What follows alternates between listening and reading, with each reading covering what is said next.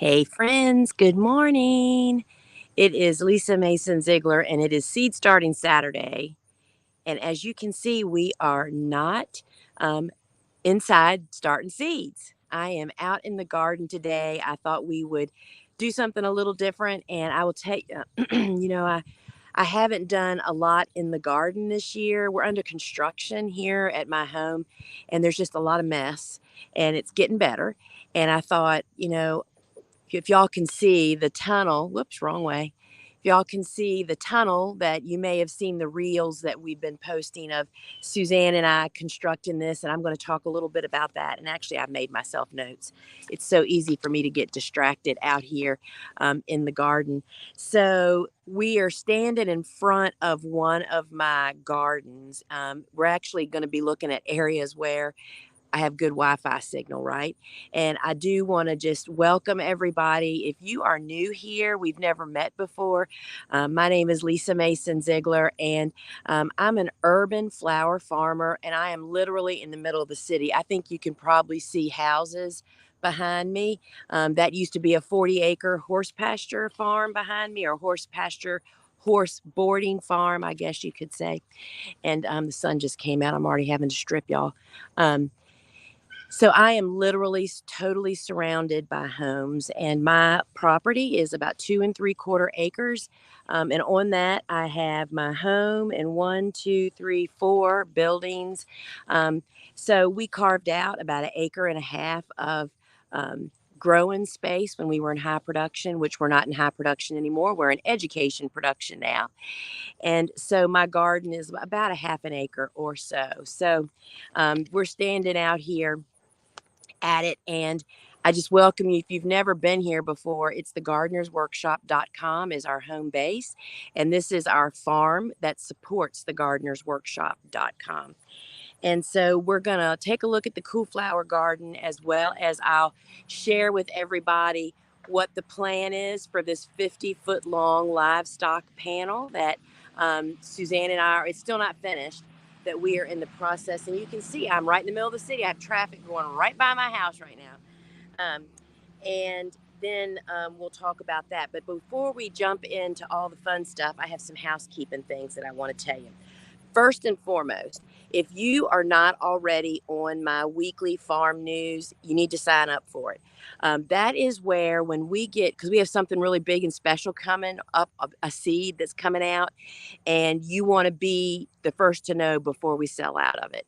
The farm news comes out every Wednesday. It's like the front page of the newspaper.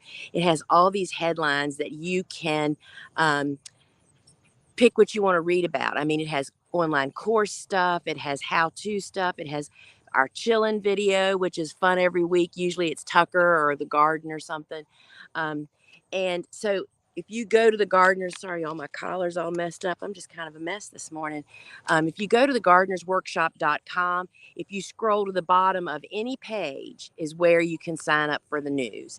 And I highly recommend you get that. That way you will not miss out on something that's coming. And here's why.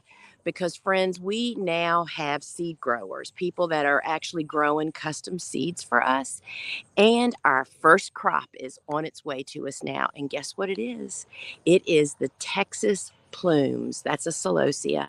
And it is the most gorgeous, the biggest, most colorful heads, totally indispensable as a flower farmer for bouquet making. Your commercial customers love them. And we have a lot coming, but we also know that it's going to go very fast. So when people are on our newsletter, you're going to get the word first before anybody else really even notices it on our website. So that's just one of many reasons you really want to sign up. The other thing is, if you haven't joined us over inside the Gardener's Workshop Live Shop phone app, you need to do that too. You need to go to your store, download it, just search Gardener's Workshop Live Shop. We have specials over there every weekend. And y'all, I'm getting ready to sneeze. Oh, golly day. Allergies are killing me. Go over there. You can watch the replay from yesterday, or you can just hit the tab that says features for the date for the Friday before. The bundles and the special offers are only good until Sunday morning at 8 a.m. So you still have time to go over there and do it. And friends, I'm telling you, there's always great specials. There's some great cool flower offers over there this week. And so check that out. And then you can watch the replays. And then also today is November 5th of 2022, and Ellen Frost's course, Growing Your Business with Local Flower Sourcing, enrollment just opened up this morning. It's only open for 5 days. And friends, you have to join me for a live that'll be coming up on the next few days with her, several of them. If you're a flower farmer, you want every one of your customers to connect with Ellen. She teaches them why and how locally grown flowers will grow their business and how they can incorporate them. And Ellen's mindset is the same as mine, is that we believe you should be an expert in whatever it is you're doing. And this is another piece of the pie. So I highly recommend it for flower farmers. You want to be the expert. You want to know what your customers need, want, think, problems they face. And this course will do it for you. It's $495, 6 weeks long. You have lifetime access to it, lifetime access to Ellen in her closed group. And it's awesome. So check that over at thegardenersworkshop.com. And I think I finally have gotten to the end of my announcement, y'all. I haven't been making them the last 2 weeks because I just keep forgetting to write them down. But so let's just first take a little bit of a closer look. I'm actually going to, and so I want to say this too. And if this happens, if you'll actually post it in the comments, as I move around from one, we have 6 access points installed on my farm to provide Wi-Fi. Sometimes when I move from one access point's cone to another one, the internet will go wonky. But if you just hang on for a second, it'll be back. So I don't like to move around, but I'm going to move around a little bit this morning for us to kind of test the waters. So if it happens, just stand by. I'm actually going to, let's see, where do I want to move us to? I'm not going to go any further away from the access point. Let's just do it right here. I'm going to drop y'all down. Don't get dizzy, y'all. See how low I can get you guys. So you really aren't going to be, well, maybe I should just do this. Here's a concept, y'all. I'm going to take you out of this thing and turn you around so I can see what you're seeing. Oh, that's right. This is not so easy on. So stand by a minute, y'all. Technology, post comments, settings, camera, back camera. All right, y'all.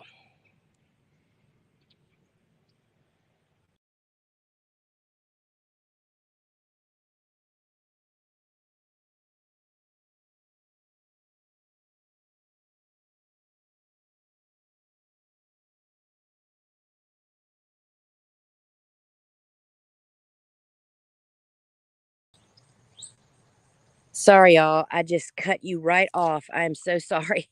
Now everybody's back. Normally we do this on my laptop, um, but I'm out here with my phone to bring y'all out in the garden, and this is why I don't do it so much. There's tech stuff. Anyway, so you are looking at 1, 2, 3, 4, 5, 6, 7. I have 7 50-foot beds of cool flowers planted here. And one of the things you may notice is that these beds are not in Bio 360. And so we are in the no-till area of my farm. And these beds were started off for 2 years with Bio 360 on them. And then we've just been putting compost and planting through the compost. This is the first year we have not laid Bio 360 on the top and then put compost or mulch or both on top. And I will tell you that I'm already missing the Bio 360. There's things that you just don't realize until you switch, right? So the Bio 360, for if you're not familiar, that is the biodegradable film that looks just like plastic, but it's made out of a corn byproduct. And it's totally biodegradable. I have been turning into my soil for 10 years now. And then you can just rebuild your beds. Anyway, and you don't have to mulch. It's super easy to pop your hole through the film. It's thinner than plastic, but it really holds up for about 6 to 9 months here for us. And you can learn more about it over at thegardenersworkshop.com. But anyway, we are now learning just how much more moisture was retained with the Bio 360 versus using mulch like what you're seeing now. So this is a bed of campanula. These are all snapdragons. Those are more snapdragons. There's our rudbeckia bed, and then I think that's there's status down there. There's scabiosus, all the dianthus, not the sweet Williams. This is the French scented carnations. There's feverfew, and then there's an entire bed of those things. The last bed planted over there is full of those things that are the ones that are the most vulnerable to go through winter. We're right on the edge of winter hardy. That would be like calendula for us. I forget what else. It's a bunch of trial stuff. Calendula is one that we know if it gets really cold, we won't be able to winter it over. But the snaps and things here, no problem. And you can see all these sticks are just identifying the different ones. So, what I'm not being so warm and fuzzy about, the mulch method of this, is that the beds tend to dry out faster at this point in time. And I'm sure it's an operator error. You know what else is over there? I just spotted it was Billy Balls. He's right on the edge. And in fact, he's winter hardy here for us in zone 7B, 8A. However, the deer think he's candy. So we cover it to keep the deer from actually chomping on it, as well as Godicia is back there for the very same reason. Just winter cover for rabbit and deer pressure. So the other thing is, even though we've had 2 or 3 years of, not really turning the soil, we still have a lot of little weeds popping up.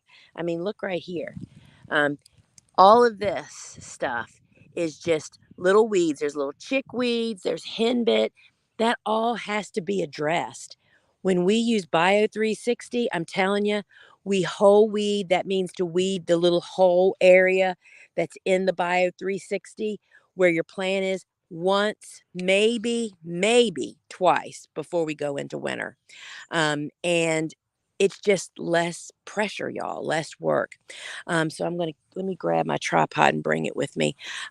So this is more snaps, and look at this Rudbeckia. Y'all, if you're not planting every Rudbeckia known to mankind, you should be. All the hardy annuals. We're growing all of them here. This is Indian Summer. There's some Cherokee Sunset, Sahara, Cherry Brandy. And I'm going to try to walk down here. We'll see if the internet. I'm a little afraid to venture into the garden so far. It should be fine, but that doesn't mean that it's going to be fine. So you can just see how big and hardy Indian Summer is. And then this is Goldilocks. You can see how her vegetation is just a little. See, this is a standard. I don't know which one. I think this might be Sahara. This is Goldilocks. That is literally my favorite. My favorite because it's the earliest when we fall plant it, and it's a double flower, and it does some funky things. We just absolutely adore it. And look at this status, y'all. This is the best. Bobo and I were just discussing. This is the best status we've grown yet, and we have a bed and a half. This is all status here. These are this is an ornamental pepper for cut flower that we're doing seed growing. They got blown over when Ian, the hurricane, came through. And we're trying to leave them out here, and see they're coloring up. That's another thing. If you are on our newsletter list, you will be the first to know when these seeds come available. And you know what? You can actually see why this is a great cut flower pepper. See how all the fruit is showing? The fruit, these were developed by a grower for the fruit to be above the vegetation. The vegetation has to be removed for it to be a good cut flower, to contribute to bouquets, and we use it both green and red. And yes, you can eat it. It is hotter than thunder, but we grow it as a cut flower, and it is amazing. So this is our first year. We'll have not a lot of seed, but we'll get a good start this year. So if you're like me, when we were in high production, I was always looking for, see, there's my kale over there. We're always looking for fall crops that were different, that were going to make my bouquets look more fallish, that my commercial customers, I mean, florists love these things, because if they didn't use them fresh, which they usually did use them up fresh, then they can dry them and use them later. So that's a great one. Back to status. Most of what you see growing in our pathways here is reseeded cool flowers and weeds, chickweed, and clover. One of the drawbacks that I have learned the hard way, since we are no longer in high production, we're growing for education purposes. We don't cut our beds clean anymore like we used to when we were in production. So what does that mean? They're in the garden going to seed. So I've really learned you really cannot plant more than you need. You need to be able to cut your garden clean, or you're wasting space, energy, time, and plants. So this is all status here. Let's see how far I can go, y'all. Feeling a little brave, and I'll be sorry in a minute. This is more status. These snaps are just beautiful. That is all. That's a patch of Ami Magus that reseeded. Over here, stepping across, this is some of those French carnations. They're dianthus, and they are so hardy, y'all. They are doing really, really great. I'm afraid to walk over there, but there's a lot of scabby, all the feverfew. There's yarrow. So lots and lots of cool flowers. So when we go out and do our annual leaf drive, picking up bagged leaves from curbside, not going any more than a quarter of a mile from my home, um, all of these pathways will get topped off. The beds won't get any, and we will just make a 3-foot perimeter all the way around the garden, really deep, in an effort to keep the weeds at bay. So transplants, and I have more. That there's another bed down here I'll show you, and we still are starting transplants. We are still planting transplants. You have more wiggle room with transplants, as long as your ground's not frozen and you have your soil prepared. You can still start any cool flower that can be started into a transplant inside to get them out into your garden. So get your bed ready and keep on transplanting.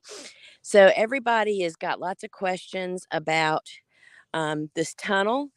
And so I'll show you first. So this is our little short tunnel. That's 3 panels there. Um, and I will bring this up, and let me put you back on this stick and I'll show you. This is such a fun thing. I actually learned how to do this um, from, I think it was Nikki Jabor. Okay, wait a minute, y'all. I need to, um,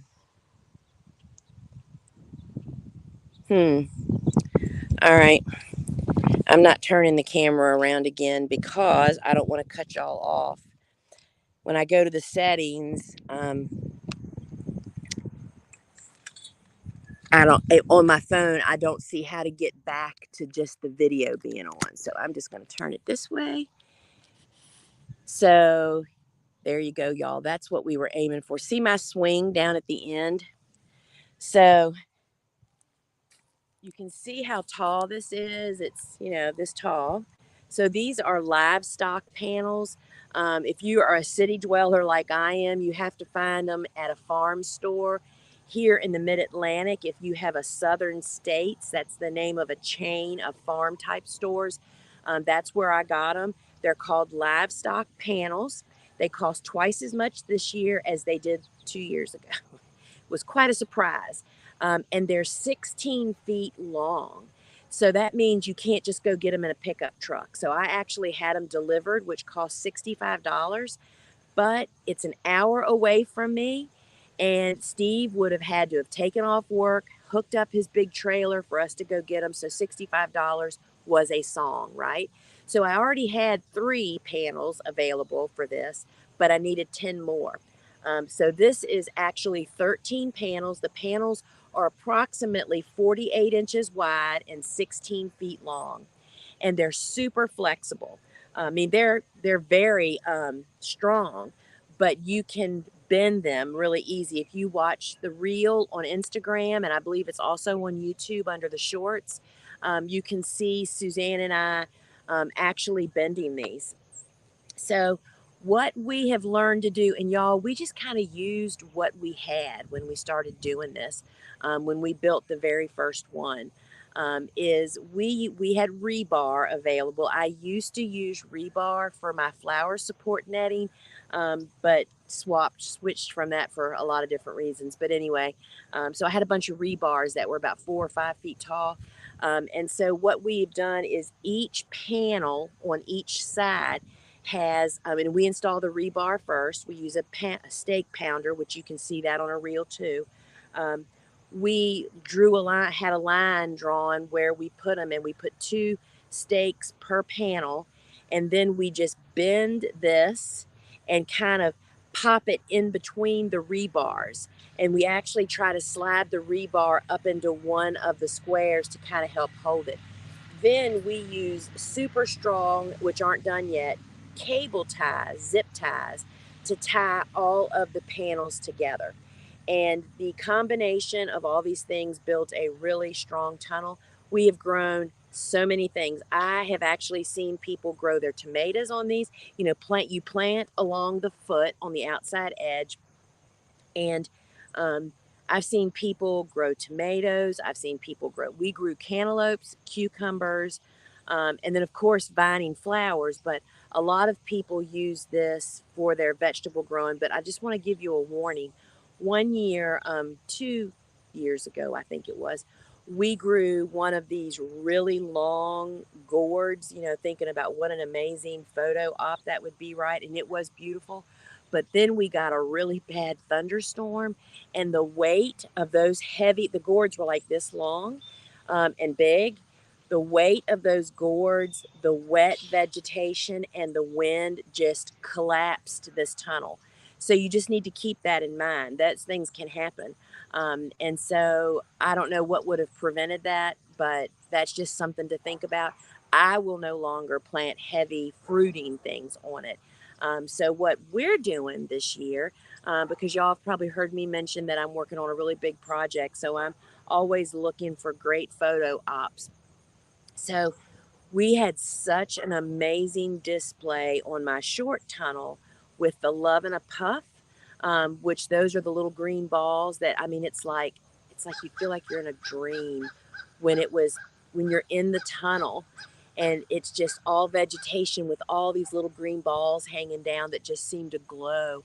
Well, this entire tunnel, I'm getting ahead of myself. This fall, we're actually planting 100 sweet pea um, transplants, one every 12 inches, um, along this tunnel to see what they do. I have a high suspicion that they are not going to be a strong enough grower to actually cover the tunnel, I believe.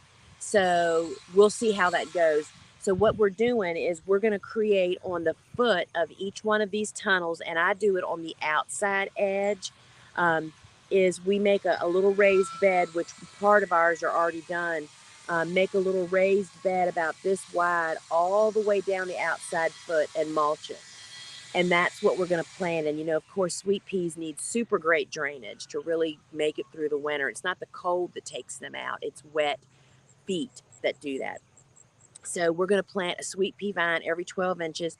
Historically, I have always planted every 6 inches, but it really is overcrowded. And because we're not going to be harvesting them really hard to keep them thinned, I'm going to go with 12 inches, and we'll see what happens.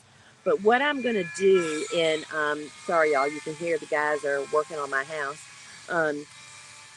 What we're going to do as soon as our last frost date passes in mid-April is we're going to have another 100, probably 150 Love and a Puff warm season tender annual transplants that are probably bigger than what we want, ready to just plug in the ground while the sweet peas are starting to do their thing. Then the Love and a Puff will actually engulf the sweet peas. So if we don't get a good show with the sweet peas, regardless of what it does, the Love and a Puffs will just take them over. We're trying to get pictures by a certain deadline, is what the whole point is here, y'all. Um, so that's kind of our plan.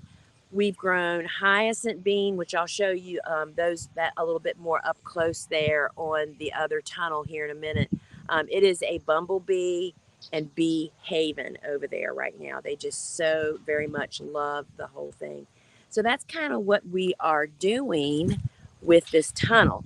So the other part of this is you need to do something to keep the inside of the tunnel either weed eated along the edge and mowed or mulched. What we're going to choose to do is we're going to line this entire from side to side of the tunnel. We're going to put down cardboard from the warehouse, and then we're going to just dump tons of leaves in here for mulch. Because there won't be anything planted on the inside. That way, it just makes it maintenance free. And I'm not sure what you can see, but like the peppers that you see, those will be gone here soon. The kale will be gone. We're going to actually have about 5 feet on each side of the tunnel that'll just be mulched and leaves, so that the tunnel will actually be the highlight of this scene here. So let me see what you're actually seeing here.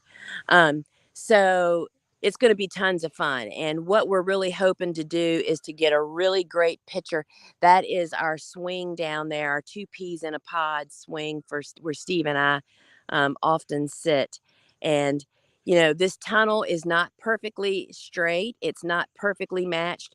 But after the first year of building one of these, and, my sister and my husband both are like, "Oh my gosh, that's so crooked right there. Let's straighten that." Well, the reality is this: once the plants grow up there, you never see a little hiccup or a little bump. So we were a little bit more liberal this year because, friends, perhaps my method of madness is that um, good enough is good enough, you know? So we shall see how it all goes. So I'm just going to move us down. So let's actually take a closer look at this tunnel. So of course this tunnel's time is over. I got to get y'all to look inside. Let's see if it'll actually, maybe I should go to the front. See, the access points are mounted on that building right there. See my beautiful pile of dirt? I'm hoping that's leaving here very, very soon. So you can see Love and a Puff. My wheelbarrow's sitting inside the tunnel. I'm trying to find a flat spot, y'all.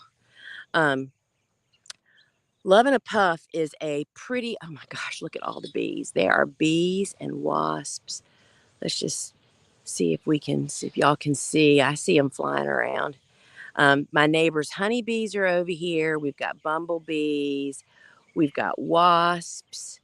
Um, oh my goodness, there's really a bunch over here. So this is the Love and a Puff, which the brown ones are obviously old. When this is fresh and new with all green, you cannot even, let's see if y'all can see it in there. I think it's pretty dark. See the few green ones you can see hanging down from the top there? Oh my gosh, it is like magic in there. The bees are really being kind of mad at me. So we did with the hyacinth bean, we added, this is actually planted on the back edge.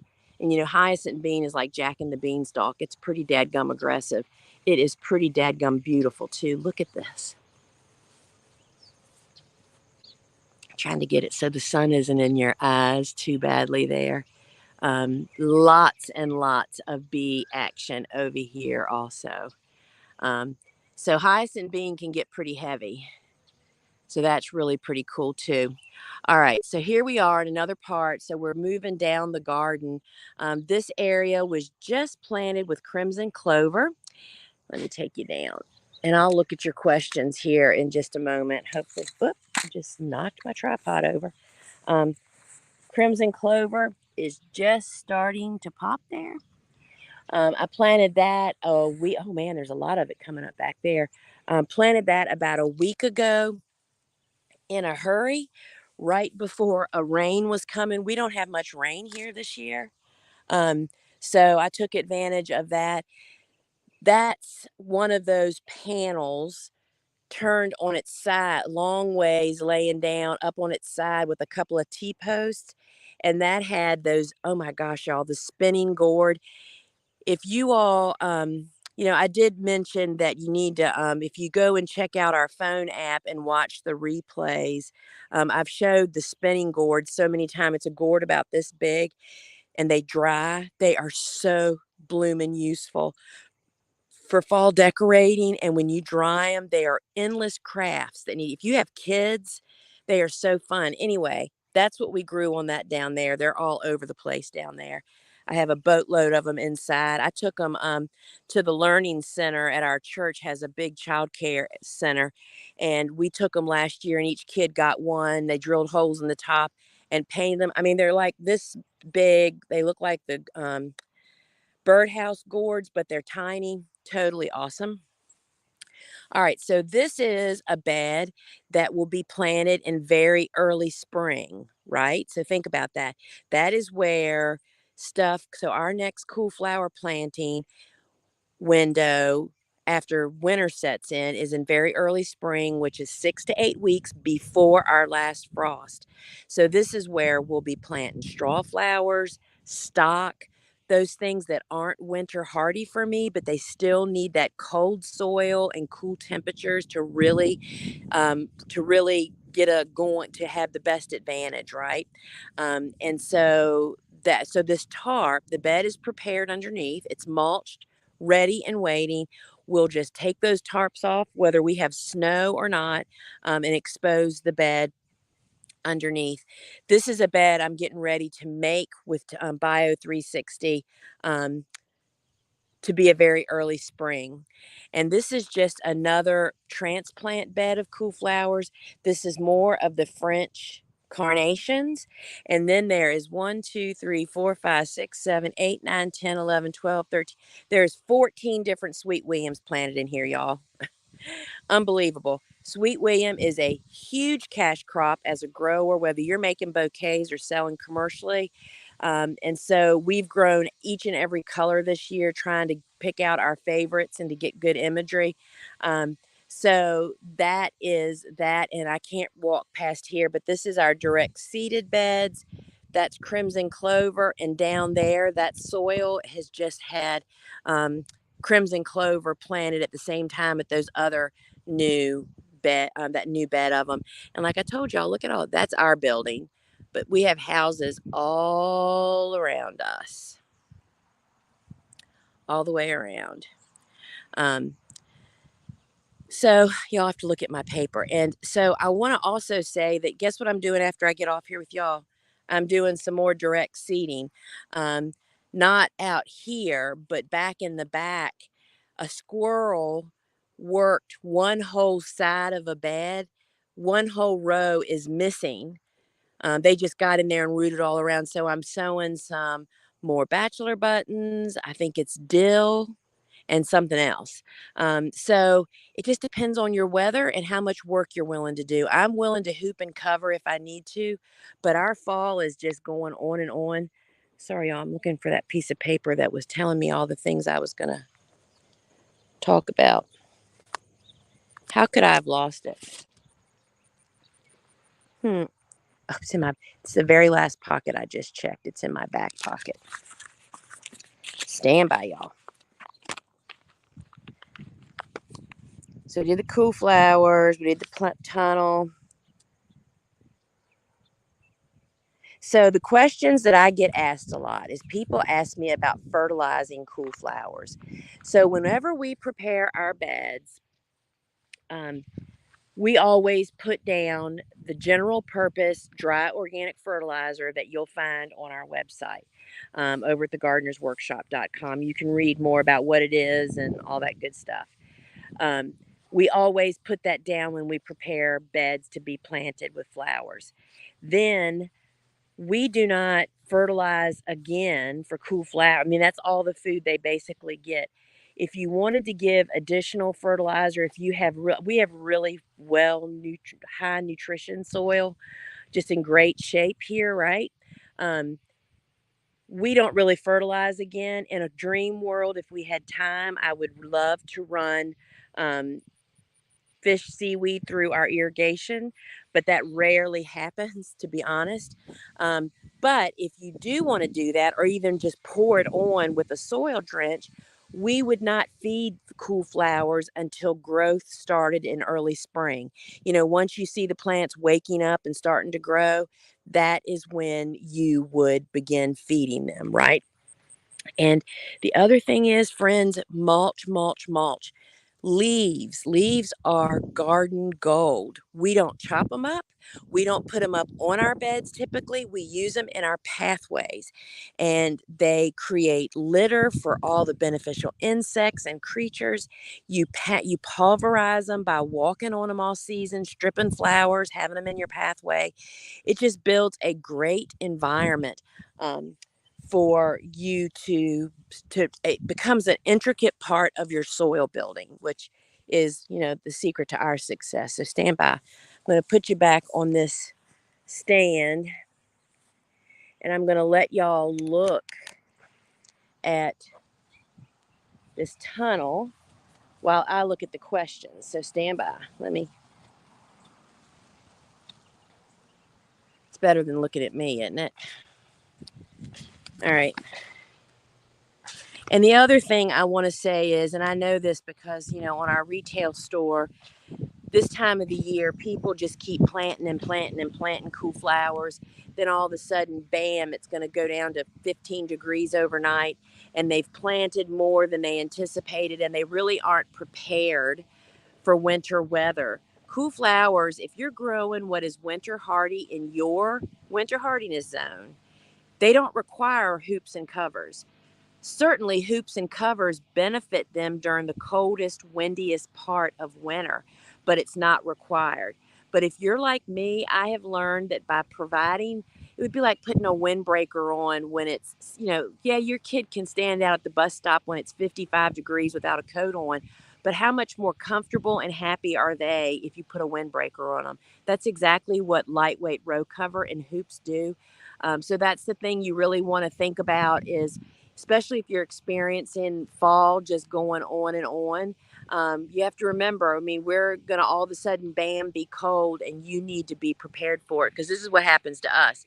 As a retailer that sells those things, um, we get people send in their order and say, oh my gosh, we have cold weather coming in 2 days. Can you send this out as soon as possible? Well, we can, but it's still not going to get there in time. So you need to think ahead. That's part of becoming, a good business person. You have to think ahead and have insurance. I have backups for the backups. That's perhaps one of the main reasons I think that I am so successful as a business person and as a flower farmer. I always think the worst case scenario, prepare for the worst and hope for the best. And having hoops and row cover to cover your entire cool flower garden in the case that you need it is great insurance. I do want to say that at the head of the comments, I did put a link where you can go and watch the soil blocking demonstration I did yesterday on the phone app, and you can watch it through the web, I think, on that link. And you can if you're new to soil blocking, you can see what that's all about. And I see we have some students on here that are putting on their sunflower emoji. We love it when our students identify themselves as one of us. They're a member of the TGW family. And when you're a member of the TGW family, that means when our big schools go on sale, that's flower farming school, farmer florist school, and florist school courses, that you get a special price. It's $50 off, and you receive a special email with that link to be able to access that. And then you see somebody like I see our friend Wanda from Fox Hollow Peonies in Alaska is here. She has 5 sunflower emojis because guess what, friends? She's taken 5 of our classes.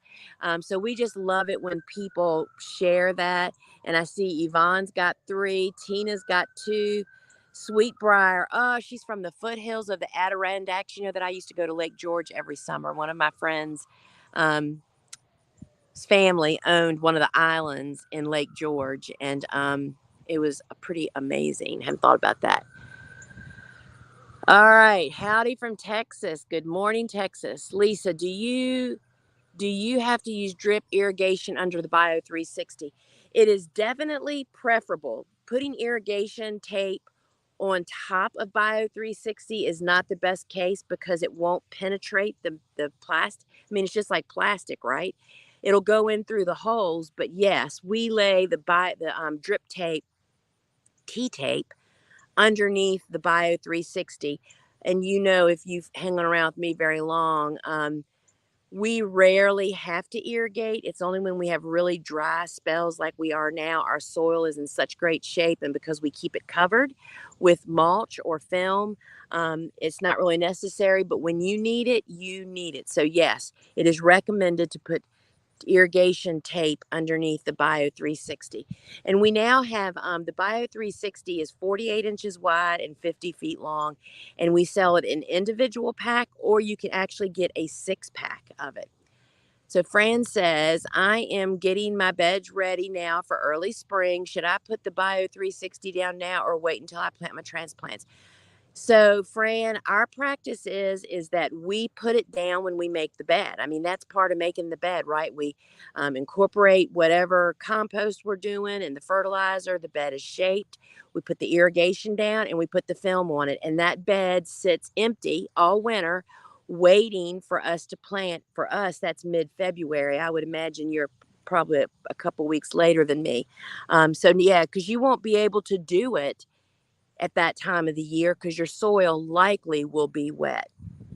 Diddly Squat Flower says those ornamental peppers look great in wreaths too. Can't wait to get my hands on them. Let me tell you, they are amazing in wreaths. And when we were at the farmers market, we used to make just put them on a string, tie a bunch of them, just to make something pretty to hang in a kitchen. Yeah, endless, endless. All righty. Good morning, everyone. Do you pinch snaps when you plant as a cool flower? So, we pinching any branching annual is always beneficial, but I want the other side of the fence also. So my general rule is that I pinch 50% of the crops that benefit from pinching, and snaps are definitely one of those. And so sometimes we pinch them in the tray, in the soil blocking tray, or sometimes we pinch them out in the field after they've gotten established. We wait until they're established and then we would pinch them. Or if it gets cold quick, they just sit there as a little 6 or 8 inch single stem. We let them go through winter and pinch them in very early spring.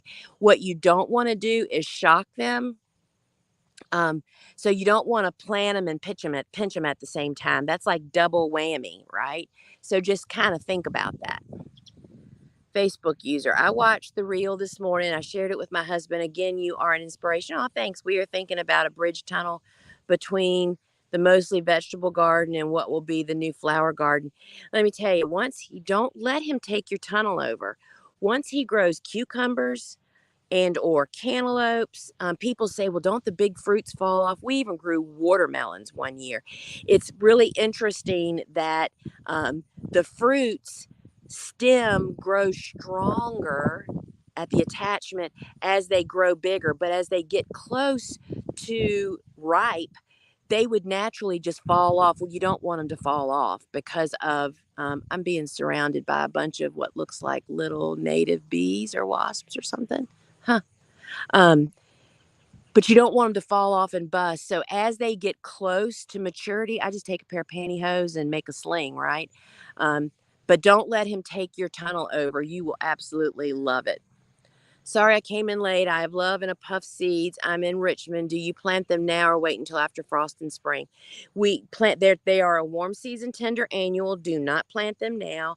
You would plant them when you would plant tomatoes and basil and zinnias. So after frost and spring, and we start them inside. They do great. Tree leaves. Did you say you ring your bed plots with about 3 feet wide of fallen tree leaves? We gather thousands of bags of leaves, literally. We use them as mulch for for pathways. So all of our pathways are made about 10 to 12 inches deep in leaves. We just dump the bags in the big garden. We don't mulch them. We don't do anything to them. And then I try to put a perimeter around the garden of about 3 feet wide to kind of help to smother out the weeds that are growing around that perimeter. So yes, 3 feet wide, just to kind of frame the garden. Denise, how many years does it take to change a garden from non-organic to organic? That is such a great question, Denise. I'll tell you the best book, which is now actually out of print. It may still be available though. It's called Grow Organic with Doug Oster and Jessica Walliser. Jessica has become a really good friend.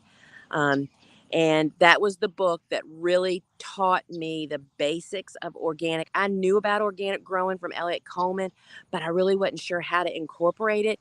And it tells you in the beginning of that book that it takes about 2 years to go from using chemicals to restoring the natural order of your garden. And I talk about that in my book, Vegetables Love Flowers, about the stuff that we do to help encourage all of nature.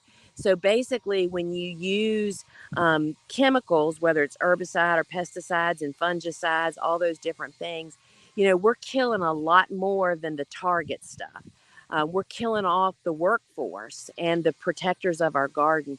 So it takes about 2 years planting a ton of flowers, having flowers from the beginning of spring until fall. That's really what Vegetables Love Flowers is all about.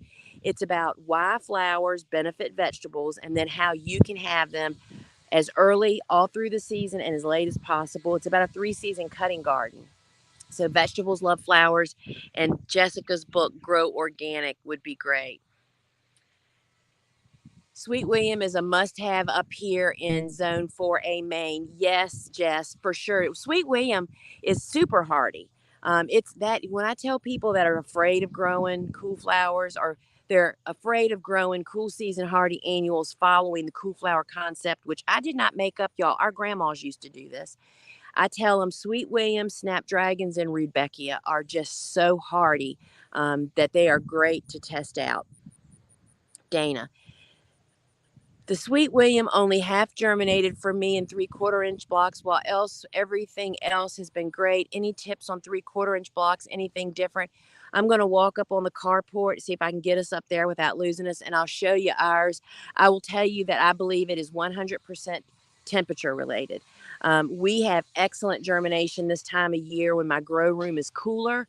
We still put them on a ceiling heat mat to get them started, and then we move them over under the grow lights. But the air temperature is between 60 and 65 degrees. And all those that weren't germinated now germinate. So I definitely think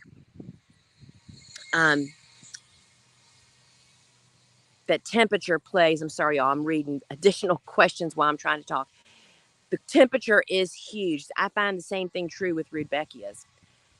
Jenny says, and I can never pronounce it, Xochi orange marigolds, which I love them. They have super strong necks. And the white swan marigolds be started in the small blocker next spring. Are they cut and come again? Yes and yes. We start them in the 3/4 inch block. And that white swan, I'm telling you, if I was in high production, I would have white swan major. That would be a major part of every warm season succession that I did. And then, of course, the orange, yellow, and gold. I love cocoa too. The cocoa variety marigolds, particularly the gold. I mean, I love them all. I love them all. And they're so perfect to have this time of the year.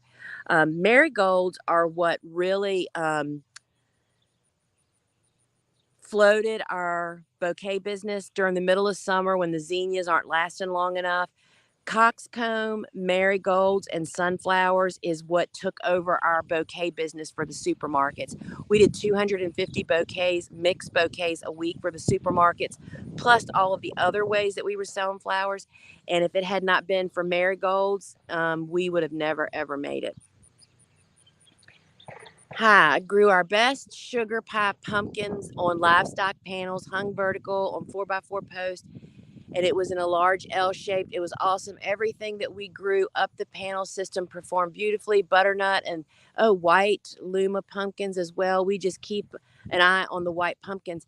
Yeah, I mean, vertical growing is really, really cool. We're also finding, I mean, my sister cannot, we think that this tunnel will be totally engulfed with love and a puff when her first grandbaby will just start walking, be up on his feet.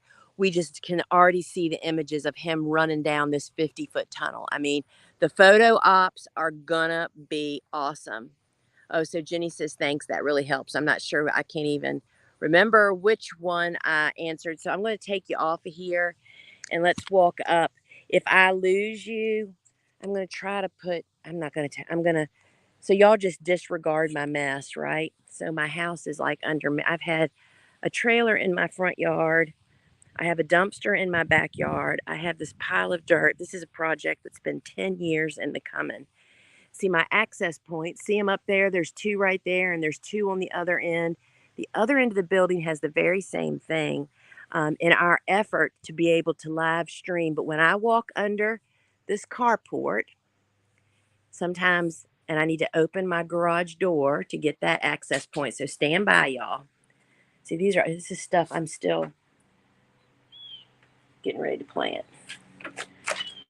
All right, let me open this door. Sweet William. So there's our Sweet William. And I will tell you that we had better germination in that than we did in previous times. So look at these. They're kind of spotty, right? They got left in a really, really warm room. These are all of our sweet peas. Whoops, my finger's on. All of our sweet peas. There's digitalis.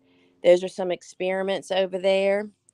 There's Ami Magus. Look at that Ami. 100% temperature related. All right, friends. Oh, wait a minute. So here's some more questions. Let me stand by, y'all. I'm not trying to figure out where I'm going to stand. I don't think you want to look at my house. And you know what's so funny? An iPhone, if you squeeze two of the buttons, and you can change the setting, which I never remember to do. If you squeeze the settings at the same time, it dials 911 if you don't cancel it. Oh my gosh, how many times have I done that? Once. And then of course you hang up real quick, right? Well, then they call you. I felt so bad, and they were fine with that. Um, so those are digitalis over there. I ordered plugs of those. So let me see what other questions we have here. This is a common question that I get. Are you concerned about your leaves becoming breeding grounds for potato beetles and grasshoppers? No, because let me tell you something that I have learned. I had the same kind of concerns, not about those specific insects. We tend to have the concerns about those insects that are common for us. What ends up happening after you've reestablished the natural order of your garden? Y'all have to fix this. I'm sorry. I have to turn this camera around. I can't really see the questions. So I'm going to try. If it cut you off for a minute, just stand by. Settings, camera. I think I see how to change it and get back. Front. So it'll be me again. There we go. All right. Sorry, y'all. I couldn't see the questions and figure out what I'm doing. We don't want to be down that low. Oh, gosh. I need, if I had to have a camera crew for all this, it would never get done. So that's part of what all this is about, right? Now I got to get where I can actually read the words because of the sun. So I'm up here on my carport, and there's all kinds of photo shoots. See those fence panels behind me are up there because that's what we use for a lot of backdrop for photos. Then those stacks of old boards right there are what we do flat lays with. It's just really kind of crazy. So, what I have found with the leaf litter is it actually reestablishes your natural order, and the number of predators that live in the leaf litter. I mean, that's where all the ground beetles live. Did y'all know that's where the lightning bugs live? That's why most people don't have lightning bugs anymore. People are so quick to get rid of their leaves. I mean, that's why we have just such an environment of nature here. I think it's because we have such a presence of like a forest floor with all the leaves. So many creatures live and benefit in it. So if you do have potato beetles, first off, if you want to outsmart potato beetles, you do the same thing we do for bean beetles. Is we cover our potatoes and our snap beans from the minute they're planted, and then we just uncover them when they start to bloom. And at that point, even if the potato beetle or the bean beetle gets on the crop, they don't have enough time to do enough damage before you actually reap the harvest. So you just block their access to it. And that's the way you do it with little work. You just mulch them, cover, plant them, hill them, uncover to hill, cover them immediately right back up, and you pretty much eliminate that problem. You do the row, so we don't even have to row cover our beans anymore. We used to have a major bean beetle issue. I mean, they would eat our beans up. So we had to use row cover. I'd have to uncover them every time I had to hoe them because they're direct seeded. Now we grow tons of beans, and we have like virtually so little pressure that our natural predators take care of them before we even know them. All right. See everybody here. Aaron says, I've already pinched my snaps once, but they are growing so well. They are 12 to 14 inches again. Can you pinch twice before winter? The reason you don't want to do that, this is one reason I feel like sometimes it's better to wait to pinch until spring, is so what happens if, like what's happening now, you plant them, you've already pinched them, you plant them, they start to grow. Well, then you feel the need to pinch them again so they aren't so big and tall going into winter, right? What happens potentially if you pinch them again is you're going to get more and more sprouts. And the more and more sprouts you get, the less stem length potentially, and the less nice big stem you're going to get. So I would be willing to say I would do 50-50. If you're really feeling like you need to pinch them again, I would only pinch half of them. I'd see how it works, so you know what to do next year. But that is one reason, because we are so famous here in southeastern Virginia for our falls just go on for blooming ever now. And that's a problem when you're growing cool flowers. It's good for people. It's not good for cool flowers. So there you go. Tina Hodges says, we grew our best sugar pie pumpkins. Oh, I already read that one. Oh, and so Suzanne's posted the soul blocking demo on there. Julie says, what kind of grow lights do you use? We use the same ones that we sell on our website. So you can check them out there, T8s or T12s. They both basically function the same, and I always forget which one it is. But they give off a little bit of warmth, not enough. They give off just enough warmth to help your plants grow a little bit, but you can have them really close to your plant so you can maximize the number of shelves that you can put on a rack. We sell tabletop, which is just 12 by 24 inches, or we have a tabletop that is 48 inches long, and I think it's 20 inches wide. And we also have that same 48-inch light as a hanging one. And you can find them over on our website, and totally and completely love them. I mean, I love them because I have some T5s, which we don't sell. We don't recommend because they get super hot. So you have to have them really far away from your plants, which means you lose one shelf. I had to eliminate every other shelf to keep the lights from toasting my babies. So Dana, I think you've solved my problem. House is 70 under lights. It may be too warm for Sweet William. There you go. You know what? This time of the year when we're having this beautiful fall, Indian summer like weather, I just moved two of those trays out here earlier than I would have because I know it's too warm in my grow room. So maybe move them outside in a protected area. And Suzanne just posted again the seed starting demo, where you can actually go and watch. We got this new device to show right over top of the soil blocking tray so you can really see up close and personal. And you can check that out. So, friends, I'm getting off here. We're hitting 12 o'clock. And I just invite you again to sign up for our farm news. If you want to be a part of the inaugural Texas plumes. If you don't know Texas plumes were developed by Frank Arnowski. He is the rock star in the cut flower world. He and his wife Pamela are like the original flower farmers. And Frank, over 30 years, just kept selecting the best, the biggest, the most amazing ivory color, peach, pink. Oh my gosh, they're just, and all these years that I've been growing them, I've never been able to let people see them because the seed wasn't available. Well, last year, one of our friends was in a position that she wanted to become a seed grower, and she's a killer flower farmer, and she's not growing any other crops. And she had a bang up harvest with excellent germination, and she's delivering the seed to us later this month. And we're going to have special sizes available. Actually, the special sizes will be available to our students first, and then if there's any left, we'll give it to the public. But we'll have regular size packs for everybody. And you just want to be on the know of when that happens. Pampas plume, which is the celosia plume that you see all over. Everybody buys it and grows it because it's a cheap seed. Well, the quality is not the greatest, and its characteristics, like it goes to seed really quick. You leave it because the blooms are kind of small and you want it to get bigger, but then it gets seedy. Texas plumes are amazing. And I'm sure that we're going to have Emily on our Seed Talk Express podcast.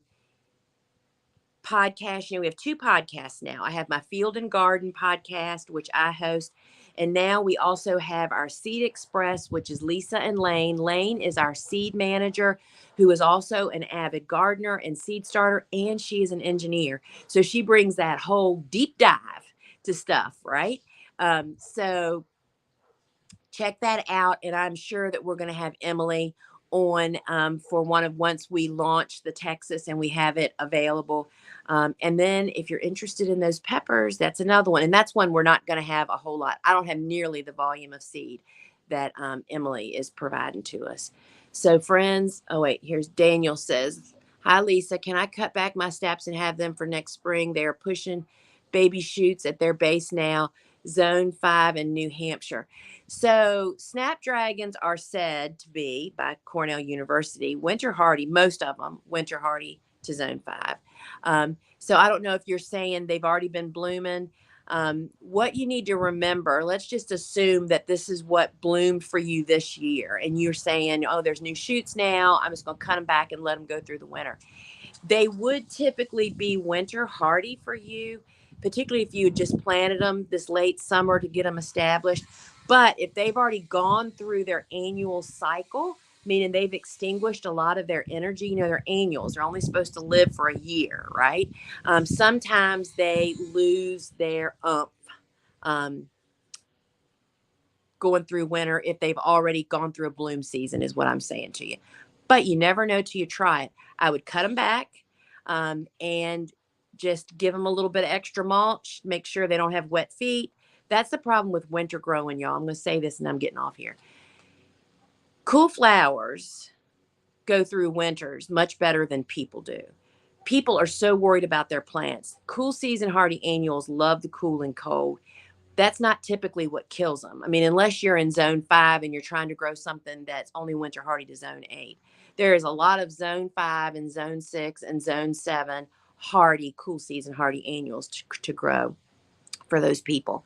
But it's not typically the cold that kills them. It's wet feet, because even a spot that seems like it has great drainage during the summer when it's hot, the heat is evaporating. During the winter, you don't have that warmth to dry the ground out. Plus it snows and rains and ices more.